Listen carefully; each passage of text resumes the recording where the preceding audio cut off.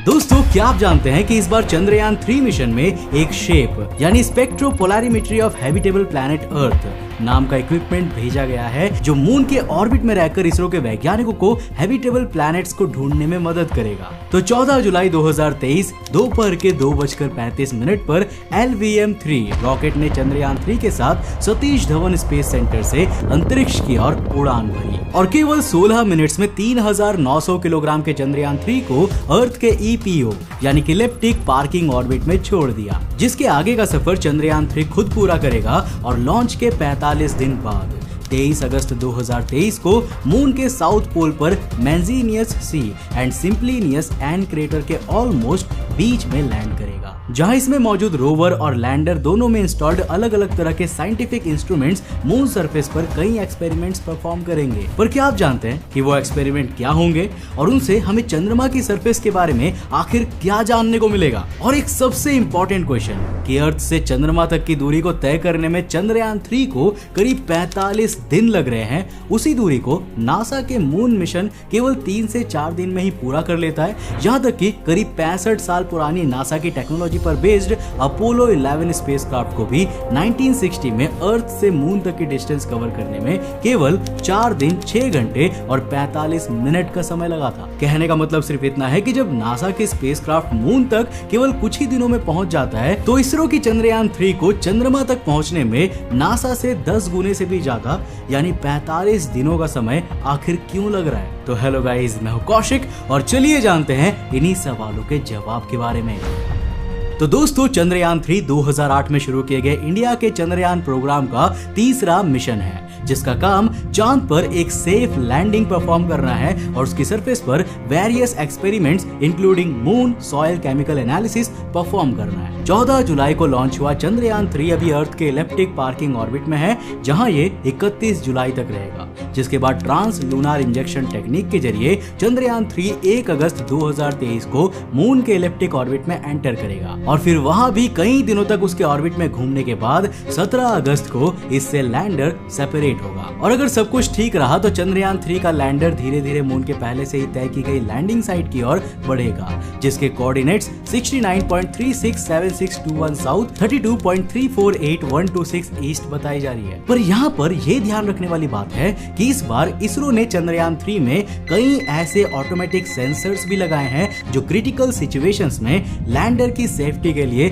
खुद से landing site को बदल भी सकता है। अब इस पूरे चंद्रयान 3 स्पेसक्राफ्ट का टोटल पेलोड मास 3900 किलोग्राम है, जिसमें 2148 किलोग्राम का प्रोपल्सन मॉड्यूल, 1752 किलोग्राम का लैंडिंग मॉड्यूल और 26 किलोग्राम का रोवर शामिल है। अब देखो, ये मिशन इसीलिए भी काफी इंपॉर्टेंट हो जाता है क्योंकि इसरो का लास्ट मिशन यानी चंद्रयान 2 जो जुलाई 22, 2019 में लॉन्च किया गया था, उसमें इंडिया का मून के साउथ पोल पर विक्रम लैंडर को उतारने का प्लान फेल हो गया था, क्योंकि लास्ट मिनट पर जब लैंडर मॉड्यूल मून सरफेस से केवल 335 मीटर्स यानी कि 0.335 किलोमीटर करीब था ना, तब इसका इसरो से अचानक से कम्युनिकेशन ही टूट गया, जिसके बाद जांच में ये पता चला कि लैंडर सरफेस के कुछ 100 मीटर करीब आने के बावजूद भी अपनी स्पीड को स्लो नहीं कर पाया और करीब 59 मीटर्स पर सेकंड की हॉरिजॉन्टल वेलोसिटी से मून की सरफेस से जाकर क्रैश हो गया। अब इस मिशन से इंडिया को काफी ज्यादा उम्मीदें थी, बट विक्रम लैंडर के क्रैश होने से कुछ समय के लिए पूरे इंडिया में एक निराशा सी छा गई। हमें कई इमोशनल पिक्चर्स भी देखने को मिले, पर अब चंद्रयान 3 के साथ इंडिया ने एक स्ट्रॉन्ग कमबैक किया है एंड अगेन अब 14 जुलाई को लॉन्च करने के बाद इंडिया का चंद्रयान 3 दोबारा से चंद्रमा के साउथ पोल की ओर अपना सफर शुरू कर चुका है। चांद पर सॉफ्ट लैंडिंग करना कितना मुश्किल है, आप इसका अंदाजा इसी बात से लगा सकते हैं कि अब तक दुनिया के केवल 3 देशों ने ही मून पर सक्सेसफुली लैंडिंग कंप्लीट की है, जिसमें अमेरिका, रशिया और तीसरे नंबर पर चाइना शामिल है। पर अब जल्द ही इंडिया भी इस ई-लाइट ग्रुप में शामिल होकर चांद पर मून लैंडिंग करने वाला चौथा देश बन जाएगा और मून के साउथ पोल पर रोवर से एक्सपेरिमेंट करने वाला पहला कंट्री बन जाएगा। अब इसीलिए इस मिशन को लेकर पूरे देश में एक अलग ही एक्साइटमेंट है। यहाँ तक कि जब चंद्रयान 3 का लॉन्च हुआ तब इस लॉन्च की लाइव स्ट्रीम पर वॉचिंग 10 लाख को पार कर चुकी थी। चंद्रयान 3 की सॉफ्ट लैंडिंग इंडिया की एक ऐसी टेक्नोलॉजी का डेमोन्स्ट्रेशन होगी जो फ्यूचर में इंटरप्लैनेटरी मिशन के लिए भी इस्तेमाल की जा सकती है। यानी अगर चंद्रयान 3 सक्सेसफुल लैंड होता है, जो कि इस बार होगा ही। तो इसके बाद हमें इसरो शायद जल्द ही सोलर सिस्टम के प्लैनेट्स पर भी लैंडर एंड रोवर मिशन करती हुई देखने को मिल सकती है, जो फ्यूचर में इंडिया को एक स्पेस सुपर पावर बनाने के लिए काफी इंपॉर्टेंट है, क्योंकि चाइना लगातार स्पेस में अपनी पकड़ बनाता जा रहा है। वैसे ये टॉपिक थोड़ा जियोपॉलिटिक्स की ओर चला जाता है, जो कि अपने आप में एक इंटरेस्टिंग सब्जेक्ट है। और अगर आपको जियोपॉलिटिक्स के बारे में सीखना है तो आप हमारे न्यू चैनल कौशिक भट्टाचार्य को चेकआउट जरूर करना, और हाँ, याद से सब्सक्राइब भी कर देना, जहां हम जियोपॉलिटिक्स रिलेटेड साइंटिफिक न्यूज को कवर करते हैं। Now coming back to the topic, simple words में कहा जाए तो चंद्रयान 3 इंडिया के लिए काफी इंपॉर्टेंट मिशन है, जो इंडिया को फ्यूचर में एक स्पेस सुपर पावर के रूप में स्टैब्लिश होने में मदद करेगा। Technology of Chandrayaan 3। तो दोस्तों, जैसा कि हम जानते हैं कि चंद्रयान 3 में एक indigenous lander module, propulsion module और एक रोवर भी शामिल है। इसमें प्रोपल्शन मॉड्यूल ही चंद्रयान 3 का वो हिस्सा है जिसमें लैंडर और रोवर दोनों मौजूद है, और LVM-3 रॉकेट चंद्रयान 3 के प्रोपल्शन मॉड्यूल को ही अर्थ के ऑर्बिट में डिप्लॉय किया है। अब दोस्तों, प्रोपल्शन मॉड्यूल ही अर्थ के ऑर्बिट से मून के ऑर्बिट तक का सफर तय करेगा, जहां मून के सरफेस से करीब 30 किलोमीटर ऊपर इससे लैंडर मॉड्यूल अलग होकर चांद के सरफेस पर लैंडिंग साइट की ओर बढ़ने लगेगा। अब इस पूरे मिशन में एक सबसे इंपॉर्टेंट बात यह है कि इस बार चंद्रयान 3 में ऑर्बिटल मॉड्यूल को इंक्लूड नहीं किया गया है, क्योंकि चंद्रयान 2 में भेजा गया ऑर्बिटर आज भी चांद के ऑर्बिट में बेहतरीन तरीके से काम कर रहा है, और इसी को चंद्रयान 3 में कम्युनिकेशन के लिए भी प्रयोग किया जाएगा। पर क्योंकि इस बार चंद्रयान 3 में ऑर्बिटल को इंक्लूड नहीं किया गया, इसीलिए चंद्रयान 3 मिशन के टोटल पेलोड मास में भी काफी जगह बच गई थी, जिसमें एक्स्ट्रा पेलोड इंक्लूड किया जा सकता था, और इसीलिए इस बार चंद्रयान 3 के प्रोपल्शन मॉड्यूल में इसरो ने एक एक्स्ट्रा इक्विपमेंट इंक्लूड किया है। इस पेलोड का नाम है शेप, यानी स्पेक्ट्रोपोलैरिमेट्री ऑफ हैबिटेबल प्लैनेट अर्थ, जो मून के सरफेस से 100 किलोमीटर ऊपर रहते हुए अर्थ से आने वाली वेरियस स्पेक्ट्रल एमिशन को स्टडी करेगा और समझेगा कि आखिर अर्थ जैसे हैबिटेबल प्लैनेट की स्पेक्ट्रोग्राफ में ऐसा क्या यूनिक है जो इस पर लाइफ की मौजूदगी को इंडिकेट करता है। और अगर इसरो ऐसा कुछ यूनिक फीचर ढूंढ लेती है तो इसके जरिए फ्यूचर में ऐसे हैबिटेबल प्लैनेट्स को ढूंढना और भी आसान हो जाएगा, जहां लाइफ मौजूद है या लाइफ की पॉसिबिलिटीज काफी ज्यादा है। अब दोस्तों, इसके बाद बारी आती है चंद्रयान 3 के सेकंड पेलोड की, जो कि है लैंडर मॉड्यूल। चंद्रयान 3 का लैंडर मॉड्यूल एक बॉक्स टाइप स्ट्रक्चर है, जिसमें 4 लैंडिंग लेग्स और 4 थ्रस्टर्स लगे हुए हैं, जिनमें हर एक 800 न्यूटन का थ्रस्ट फोर्स पैदा कर सकता है। चंद्रयान 3 का ये पार्ट सबसे इंपॉर्टेंट है, क्योंकि इसी मॉड्यूल के अंदर रोवर भी मौजूद है, जो इसके चांद की सरफेस पर एक सॉफ्ट लैंडिंग करने के बाद ही इसके अंदर से बाहर निकलेगा। And this rover is pride of India, क्योंकि इसी के जरिए इंडिया पहली बार चांद की सरफेस पर अपने कदम रखने वाला है। बट इसके अलावा लैंडर मॉड्यूल में मून सरफेस पर उतरकर एक्सपेरिमेंट परफॉर्म करने के लिए 3 इंस्ट्रूमेंट्स भी लगे हुए हैं, जिनमें से पहला इंस्ट्रूमेंट है चंद्रा सरफेस थर्मोफिजिकल एक्सपेरिमेंट, यानी कि CHA-ST, जो मून की सरफेस पर होने वाली थर्मल एक्टिविटी जैसे थर्मल कंडक्टिविटी एंड टेम्परेचर को मेजर करेगा। दूसरा इंस्ट्रूमेंट है इंस्ट्रूमेंट फॉर ल्यूनार सिस्मिक एक्टिविटी, यानी ILSA, जिसका काम मून पर लैंडिंग साइट के आसपास होने वाली सिस्मिक एक्टिविटी यानी भूकंप के झटकों को मेजर करना है। और लैंडर मॉड्यूल पर मौजूद तीसरा इंस्ट्रूमेंट है लैंगमोइर प्रोब, यानी LP, जो मून सरफेस की प्लाज्मा डेंसिटी वेरिएशन को मेजर करेगा। अब चलिए दोस्तों, चंद्रयान 3 के रोवर के बारे में भी जान लेते हैं। तो चंद्रयान 3 में मौजूद रोवर का मास 26 किलोग्राम का है, जिसमें टोटल 6 पहिए लगे हुए हैं, जिसकी मदद से ये मून की डिफरेंट साइट्स पर जाकर मून सॉइल पर एक्सपेरिमेंट परफॉर्म करेगा। इसके अलावा इसमें कई साइंटिफिक इंस्ट्रूमेंट्स जैसे कैमराज, स्पेक्ट्रोमीटर एंड एक ड्रिल भी लगाई गई है, ताकि रोवर सॉइल सैंपल्स को इकट्ठा करने के लिए मून सरफेस में छोटे ड्रिल भी कर सके। अब चंद्रयान 3 का ये रोवर पूरे 14 अर्थ डेज तक चांद की सरफेस पर एक्सपेरिमेंट परफॉर्म करेगा। अब इन एक्सपेरिमेंट्स को करने के लिए चंद्रमा 3 के रोवर में भी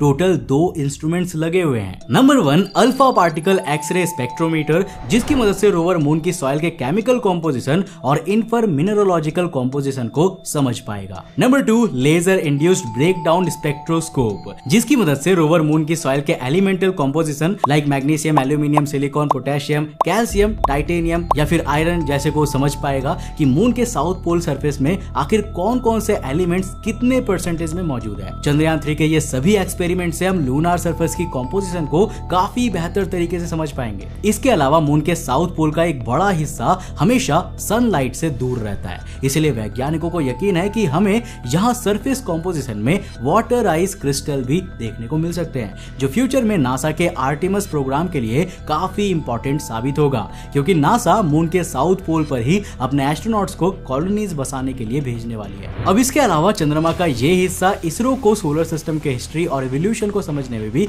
काफी मदद कर सकता है, क्योंकि यहाँ पर कई ऐसे बड़े क्रेटर्स मौजूद है जो कई बिलियन साल पहले मून से टकराए एस्ट्रॉइड के इम्पैक्ट से बने हैं। दोस्तों, इसरो के अकॉर्डिंग इस पूरे चंद्रयान 3 के 3 मेन ऑब्जेक्टिव्स हैं। फर्स्ट वन, मून पर सेफ एंड सॉफ्ट लैंडिंग को डेमोन्स्ट्रेट करना। सेकंड वन, रोवर को इसकी सरफेस पर चलाना। And third one, scientific experiments को परफॉर्म करना। Now we come to the third question कि क्यों इसरो ने मून पर जाने के लिए एक लंबा रास्ता चुना। तो देखो यार, चंद्रयान 3 को 14 जुलाई को जिस लॉन्च व्हीकल मार्क 3 यानी कि LVM-3 रॉकेट से लॉन्च किया गया था, वो 6,40,000 किलो भारी रॉकेट इसरो का सबसे पावरफुल रॉकेट है, जिसे geosynchronous satellite launch vehicle mark 3 के नाम से भी जाना जाता है, जिसका डायमीटर ऑलमोस्ट 4 मीटर और हाइट 43 मीटर यानी 142 फीट है। इस रॉकेट से एक लॉन्च की कॉस्ट ही 500 करोड़ इंडियन रुपीस की आती है। लेकिन आपको जानकर हैरानी होगी कि इतने पावरफुल रॉकेट को प्रयोग करने के बावजूद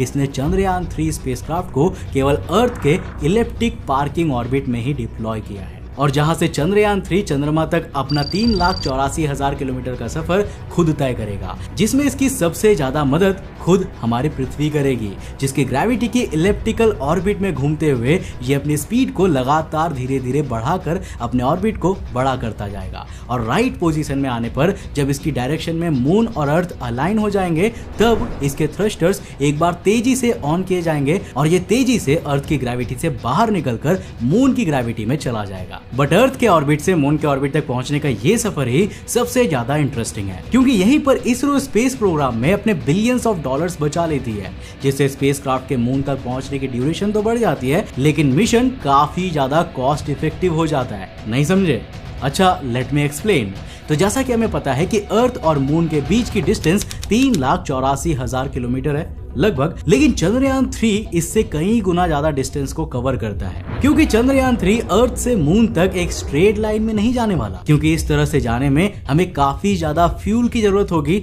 यानी ओवरऑल मिशन की कॉस्ट काफी ज्यादा बढ़ जाएगी। इसके बजाय ये इस दूरी को तय करने के लिए एक टेक्निक का यूज करता है, जिसे रॉकेट साइंस में होमेन ट्रांसफर ऑर्बिट कहते हैं, जो काफी कॉस्ट इफेक्टिव तरीका है, क्योंकि इसमें स्पेसक्राफ्ट की स्पीड को इंक्रीज करने और ज्यादा डिस्टेंस को कवर करने के लिए रास्ते में आने वाली बड़ी सेलेस्टियल बॉडीज की ग्रेविटेशनल इन्फ्लुएंस का प्रयोग किया जाता है, जिसमें किसी प्लैनेट या फिर मून के ग्रेविटेशनल इन्फ्लुएंस में रहकर ऑर्बिट में रहते रहते पहले धीरे धीरे अपनी स्पीड को ग्रेविटी की मदद से बढ़ाया जाता है, जहां स्पेसक्राफ्ट साथ ही साथ अपने ऑर्बिट को और भी बड़ा करता रहता है और एक टाइम के बाद एक प्रिसाइज डायरेक्शन पर अपनी थ्रस्टर्स को ऑन करके दूसरे सेलेस्टियल ऑब्जेक्ट की ओर शूट कर दिया जाता है। वैसे ज्यादातर सोलर सिस्टम में भेजे जाने वाले इंटरप्लैनेटरी मिशंस इसी तरह किए जाते हैं, यहां तक कि वॉयेजर स्पेसक्राफ्ट ने भी अपनी स्पीड को ओवर टाइम इसी तरह से इंक्रीज किया है। पर अगर हम अभी चंद्रयान 3 की ही बात करें, तो चंद्रयान 3 पहले होमेन ट्रांसफर ऑर्बिट से एक तेज स्पीड पर अर्थ के ऑर्बिट से निकलकर मून की ओर बढ़ेगा, जहां चांद के ग्रेविटेशनल इन्फ्लुएंस के करीब पहुंचने पर अब चंद्रयान 3 का प्रोपल्सन मॉड्यूल एक और इंपॉर्टेंट प्रोग्राम परफॉर्म करेगा,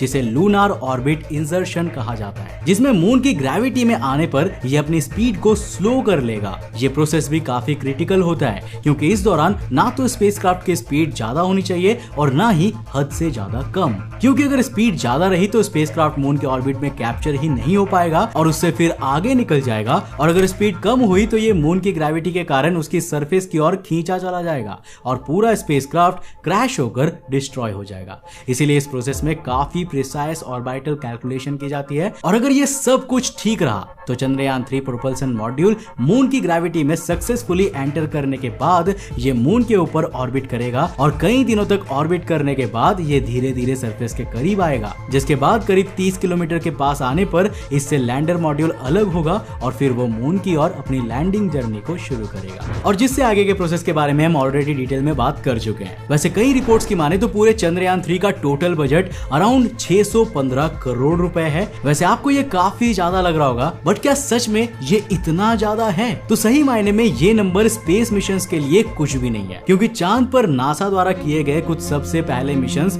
यानी कि अपोलो 11 में भी उस समय करीब 25 बिलियन US डॉलर का खर्चा आया था, जिसमें अगर आज के इन्फ्लेशन को एडजस्ट किया जाए तो ये नंबर 257 अरब डॉलर का आता है, जो कि आज के पाकिस्तान की टोटल GDP का ऑलमोस्ट 80% है। ये बजट इतना ज्यादा है कि अगर इसरो को ये बजट दिया जाए तो हम तो सीधा मार्स पर ही इंसानों को उतार देंगे। वेल, मजाक से हटके इसरो इतने कम बजट में भी जो कारनामे कर रही है उससे पूरी दुनिया हैरान है। अभी हाल ही में एक मूवी आदिपुरुष आई थी जिसका बजट कहा जा रहा था कि करीब 700 करोड़ रुपए का हो गया है, क्योंकि 500 करोड़ से बनाने में और 200 करोड़ फिर बाद में उसे और अच्छा करने के लिए किया गया था। तो 700 करोड़ की वो मूवी बनी थी, लेकिन वही 615 करोड़ रुपए में इसरो चंद्रयान 3 को कर रहा है, जो कि हमें काफी वैल्यूएबल नॉलेज देने वाला है। अब मैं आपसे जानना चाहूंगा कि आपको क्या लगता है, क्या इसरो कभी दुनिया की नंबर 1 स्पेस ऑर्गेनाइजेशन बन पाएगी? आप अपना जवाब मुझे नीचे कमेंट करके जरूर देना। दोस्तों, वीडियो पसंद आया तो लाइक करके जाना। मैं मिलता हूं आपको नेक्स्ट एपिसोड के साथ, तब तक के लिए बाय,